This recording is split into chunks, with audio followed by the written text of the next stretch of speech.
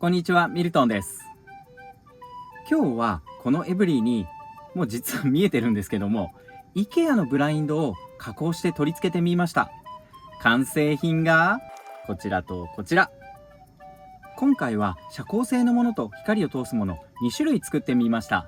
やり方さえ分かっていれば1枚20分300円でワンタッチで取り付けられる目隠しが作れます。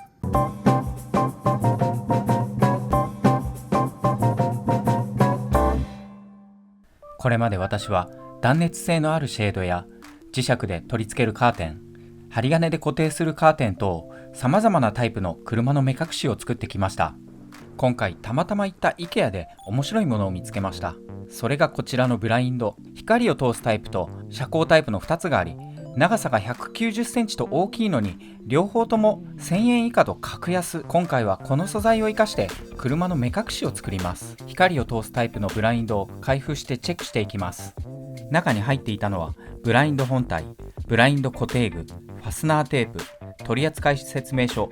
このブラインドはポリエステル 100% の比較的柔らかいシンプルな素材です。本来は窓枠に両面テープで貼り付けて使うブラインドで、カーテンレールがない場所でも使える便利な商品。サイズは縦190、横90センチで、ハサミやカッターで簡単に大きさを調整できるのでとても良さそうです。遮光ブラインドも開封チェックします。中身は先ほどと変わらず、ブラインド本体、固定具、ファスナーテープ、取説。サイズは縦190、横100。表面はポリエステル 100% で、裏面がペット樹脂となっていました。こちらが表面の素材。触り心地は不織布のような感じ。裏面はツルツルしていて、先ほどのものよりは少し頑丈そうな印象があります。これらの2つの素材ともブラインドの上部に両面テープが仕込まれています。実際にブラインドを広げてみます。ここで痛恨のミスをしていることに気づいてしまいました。この製品、縦が190センチあるので、私の想定では図のように1枚のブラインドから4枚分のガラスの目隠しを作る予定でした。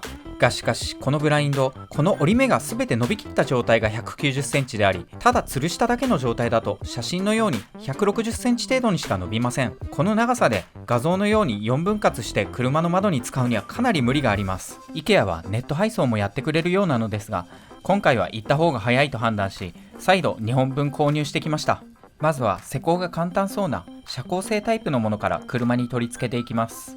この遮光性のものは1枚999円と光を通すものより少しお高めですが、これ1枚で窓2枚分作れます。本体に縫い付けられたタグをハサミやカッターで外していきます。タグを切ったら車体に合わせてハサミでカットする位置に印をつけます。この際、少し長めに印をつけておくと後でハサミ等で微調整するのが簡単なので失敗が少ないと思います。ハサミで切っていきます。このカットは少しぐらい雑に切っても後で微調整できるので全く問題ありません。この遮光ブラインドは全部で30段あるので、真ん中の15段の部分でカットしてみます。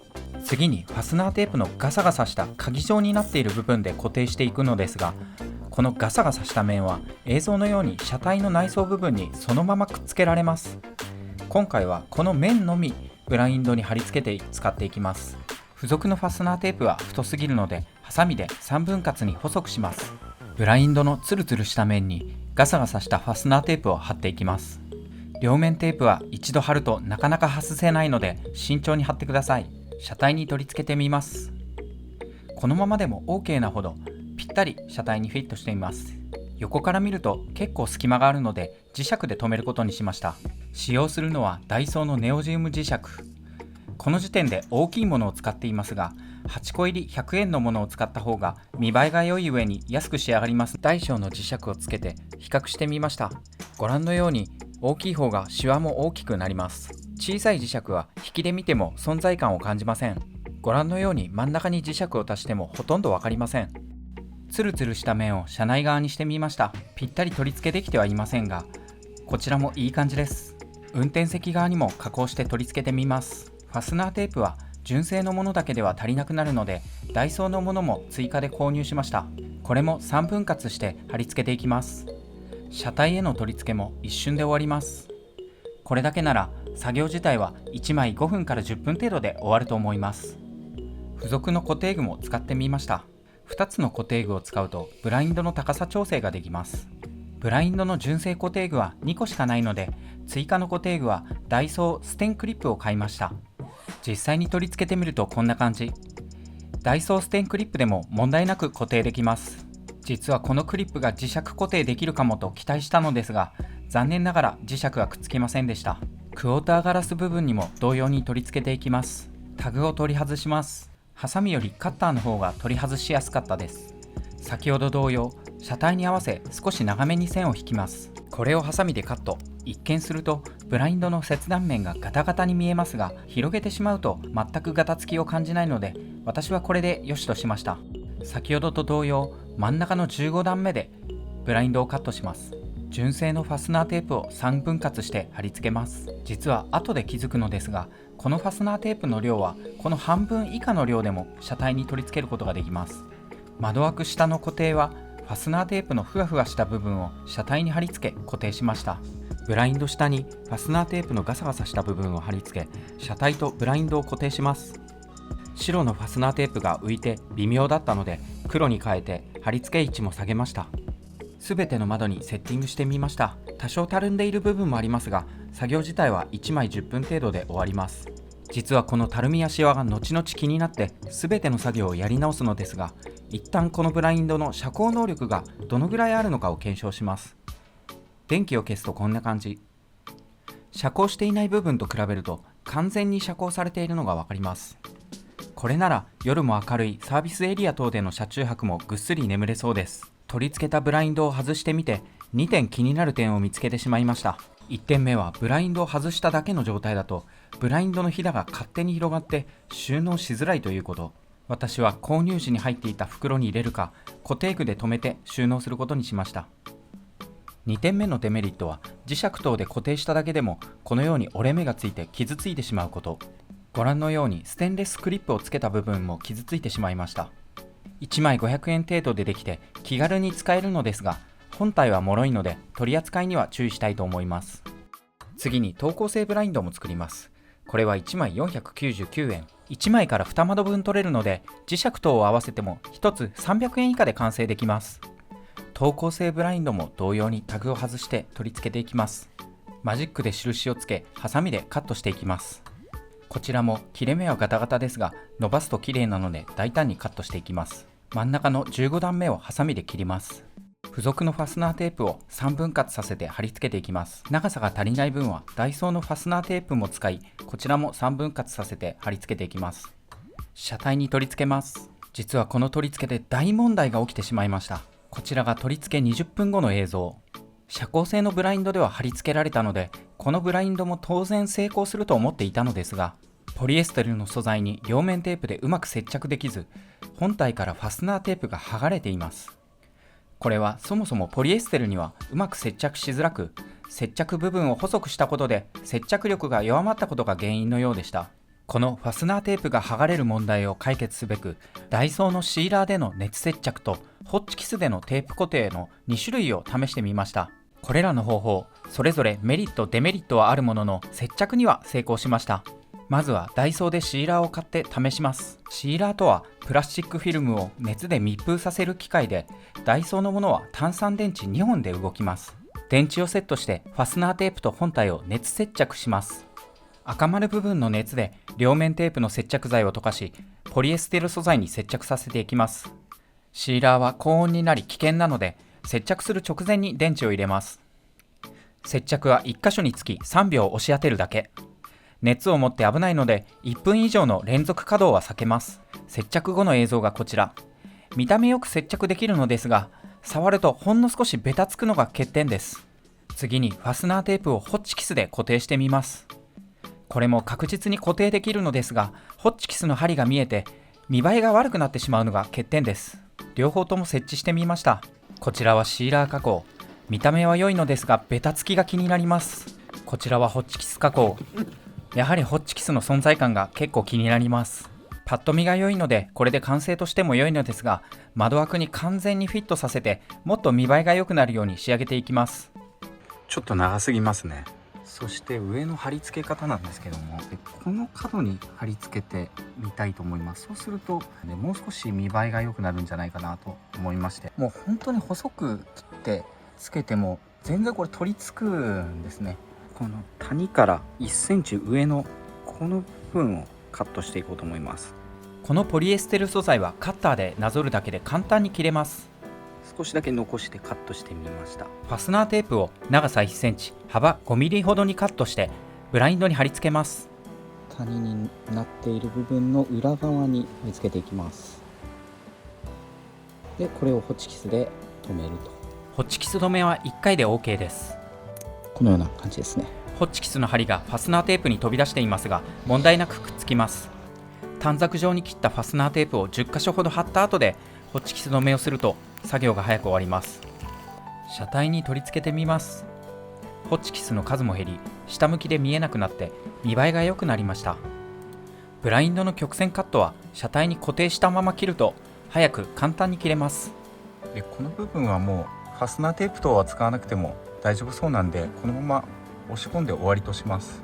反対側の角も同様、ブラインドを取り付けたまま曲線カットします。縦方向のカットもブラインドを取り付けたまま切れば綺麗に切ることができます。はい、いい感じに R をつけられました。磁石で固定します。縦横の長さの微調整もブラインドを取り付けたままカットします。磁石で固定したままカッターで切ることができます。このようにカットすると失敗することなく、より早くジャストフィットさせられます。クォーターガラスも同様に窓上部のへこんでいる部分にファスナーテープをつけて固定します。窓の下はファスナーテープの柔らかい方をつけて固定します。先ほどと同様、ファスナーテープをホチキスで固定。窓枠にブラインドを取り付けたら現場合わせでハサミでカット。ブラインドを固定したままハサミでトリミングするだけで OK です。私の車はリアもクォーターガラスも10段で切るとぴったりの長さに切ることができました。クォーターガラスの下は曲線があるので、そこも同じく R をつけてカットしました。ブラインドの下にもファスナーテープを貼り付け、窓にぴったりフィットするように固定しました。ちなみにこのクォーターガラスの下のファスナーテープは窓上部の固定より強力にくっつきますので、取り外しの際無理に引っ張らないようにご注意ください。今無理やり引っ張ったら破れてしまいました。残念。脆いみたいですね。これちょっと無理に引っ張っただけで破れてしまいました。光を通すブラインドの脆さの検証をします。このように簡単に破れます。特に縦方向の力に弱いようで、コピー用紙より簡単に破れる印象がありました。私はこの白い方を気に入っているので使う予定ですが、かなり注意して使おうと思います。遮光ブラインドでも破れやすさの検証をしました。こちらはかなり力を入れないと引き裂けないので、通常の使い方であれば破れることは少ないと思います。横方向も試してみましたが、結構頑丈で普通に使う分には破れないと思います。すべての窓に同じやり方で現場合わせしました。一見大変そうに見えますが、窓上部にさえ取り付ければトリミングは1枚10分程度で終わります。すべての窓にブラインドを取り付けてみました。ホッチキス止めの分だけ時間はかかりますが、やり方が分かれば1枚30分300円以内で施工できます。光の通し具合もチェックしてみました。少し厚めのレースカーテンと同じぐらい光を通す印象です。ぴったりフィットして外からほとんど覗けないように作ることができました。車外からでも見栄え良い感じにできてちょっと嬉しいです。車内に入ってもかなり窓際に寄らなければ何をしているかは分かりません。遮光ブラインドも同様にリサイズして車にぴったりフィットさせていきます。ブラインドの谷の部分を1センチ残してカット。ファスナーテープを縦1センチ、横5ミリに細く短冊状にカット。このファスナーテープをブラインドの黒い部分に貼り付け、こちらは一度貼ると剥がすのが大変なほど強力に貼り付きます。車体にブラインドを設置してハサミで切ると綺麗に早く仕上がります。こちらの遮光カーテンもブラインド10段で切るとぴったりの長さでした。クォーターガラスにもブラインドを設置、ハサミでトリミングします。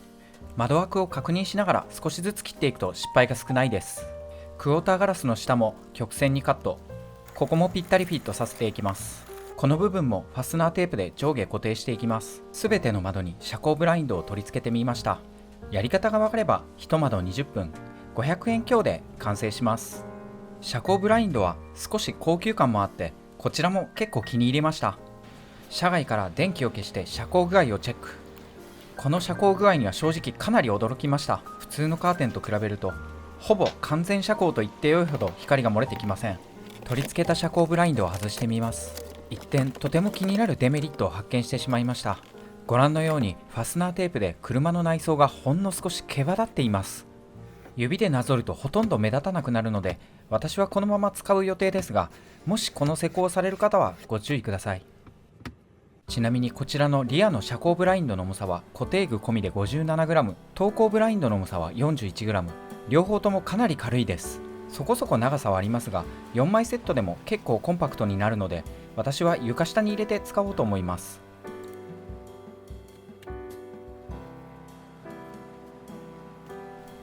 本日もご視聴ありがとうございました。もしこの動画を気に入っていただけましたら、チャンネル登録、グッドボタンよろしくお願いいたします。